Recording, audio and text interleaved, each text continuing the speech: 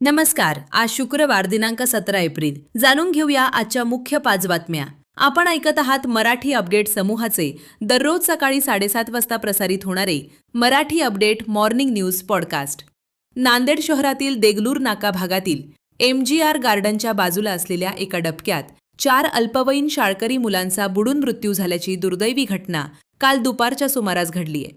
तर दुसऱ्या एका घटनेत इस्लापूर येथील संत फुलाजी बाबा अनुदानित आश्रमशाळेतील 7वीच्या विद्यार्थ्याचा विहिरीत बुडून मृत्यू झाल्याची घटना घडली आहे. यामुळे काल एकाच दिवशी 5 विद्यार्थ्यांचा बुडून मृत्यू झालाय.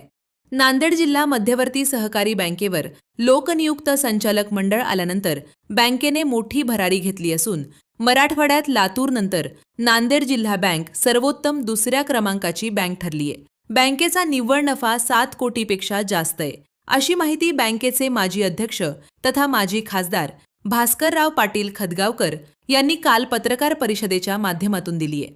मिशन वात्सल्य योजनेअंतर्गत विधवा व घटस्फोटित एकल महिलांसाठी आवश्यक असलेली सर्व कार्यवाही अत्यंत संवेदनशीलतेने आणि जबाबदारीने पार पाडावी, असे निर्देश जिल्हाधिकारी राहुल कर्डिले यांनी दिले. जिल्हाधिकारी कार्यालयात आयोजित जिल्हास्तरीय संनियंत्रण समितीच्या बैठकीत ते बोलत होते.